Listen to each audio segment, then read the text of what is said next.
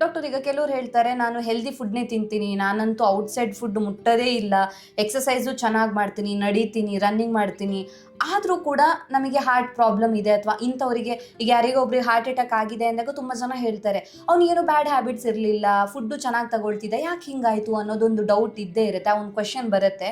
So healthy life style ಇದ್ರೂ ಕೂಡ heart problem ಬರುತ್ತಾ ಅಂತ? ಇದು ತುಂಬ ಜನ ನಮಗೆ ರೋಗಿಗಳು ಕೇಳುವಂಥ ಪ್ರಶ್ನೆ.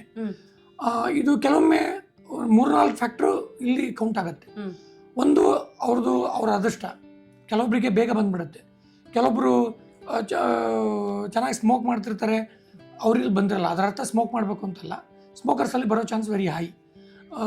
ಈಗ ಅವಾಗ ಏನಾಗುತ್ತೆ, ಅವ್ರ ಹೆರಿಡಿಟ್ರಿ, ತಂದೆ ತಾಯಿಗೆ ಏನಿದೆ, ಅವರು ಫ್ಯಾಮಿಲಿಯಲ್ಲಿ ಡಿಸೀಸ್ ಬೇಗ ಬಂದಿದೆಯಾ ಏಜಲ್ಲಿ, ಜೆನೆಟಿಕಲಿ ಅವರು ಜಾಸ್ತಿ ಪ್ರೋನ್ ಇರ್ತಾರೆ.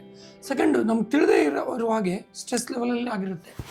ನಮ್ಮ ಎಜುಕೇಷನಲ್ಲಿರ್ಬೋದು, ನಮ್ಮ ಉದ್ಯೋಗ ಜೀವನದಲ್ಲಿರ್ಬೋದು, ವೈಯಕ್ತಿಕ ಜೀವನದಲ್ಲಿರ್ಬೋದು, ನಮ್ಗೆ ಗೊತ್ತಿರದೇ ರೀತಿಯಲ್ಲಿ ನಾವು ಒಂದು ಸ್ಟ್ರೆಸ್ಸಿಗೆ ಎಕ್ಸ್ಪೋಸ್ ಆಗಿರ್ತೇವೆ, ಒತ್ತಡ ಇದ್ದೇ ಇರುತ್ತೆ. ಸೊ ನಾವು ಲುಕಿಂಗ್ ಹೆಲ್ದಿ ಡಸಂಟ್ ಮೀನ್ ಅವರಿಗೆ ಕಾಯಿಲೆ ಬರಲ್ಲ ಅಂತಲ್ಲ. ನೋಡೋಕ್ಕೆ ತಿನ್ಬಿಟ್ಟಿದ್ದಾರೆ, ಇವ್ರಿಗೆ ಯಾಕೆ ಬಂತು, ಅದಕ್ಕೆ ಆನ್ಸರ್ ನಾವು ಎಷ್ಟೋ ಸಲ ನಮ್ಮ ಕೊಲೆಸ್ಟ್ರಾಲ್ ಚೆಕ್ ಮಾಡಿರಲ್ಲ, ಕೊಲೆಸ್ಟ್ರಾಲ್ಗೆ ಏನು ಸಿಂಪ್ಟಮ್ ಇಲ್ಲದೆ ಇರ್ಬೋದು, ಪೇಷಂಟ್ ಡೈರೆಕ್ಟ್ಲಿ ಹಾರ್ಟ್ ಅಟ್ಯಾಕ್ ಆಗೇನೆ ನಮ್ಮ ಹತ್ರ ಬರ್ಬೋದು. ಸೊ ನಮಗೆ ನೋಡೋಕೆ ಹೆಲ್ದಿ ಕಾಣಿಸ್ತಾ ಇದ್ದಾರೆ ಅಂದರೆ ಎಲ್ಲ ಟೆಸ್ಟ್ಗಳು ಪ್ಯಾರಾಮೀಟರ್ಸ್ ನೋಡಿ ಅವ್ರಿಗೆ ಸಿಂಪ್ಟಮ್ಸ್ ಇದೆಯೋ ಅವರೆಲ್ಲ ಟೆಸ್ಟ್ಗಳು ಮಾಡ್ಕೊಂಡಿದ್ದಾಗ ನೋಡಿದಾಗ ಅದಾದ್ಮೇಲೂ ಕೂಡ ಕೆಲವೊಂದು ಕಾಯಿಲೆ ಬರೋ ಸಂಭವ ಇದ್ದೇ ಇರುತ್ತೆ.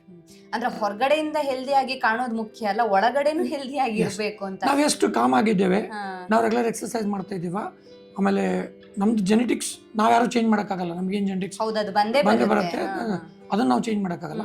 ನಾವು ಉದ್ಯೋಗದಲ್ಲಿ ಮತ್ತು ವೈಯಕ್ತಿಕ ಜೀವನದಲ್ಲಿ ಒತ್ತಡವನ್ನು ಹೇಗೆ ನಿಭಾಯಿಸ್ತೇವೆ, ಇದೆಲ್ಲದರ ಮೇಲೆ ನಾವು ಸ್ಮೋಕಿಂಗನ್ನು ಬಿಟ್ಟಿದ್ದೀವ, ಸ್ಮೋಕ್ ಮಾಡ್ತಾ ಇದ್ದೀವ, ಅದು ತುಂಬ ಇಂಪಾರ್ಟೆಂಟ್ ಫ್ಯಾಕ್ಟ್ರು.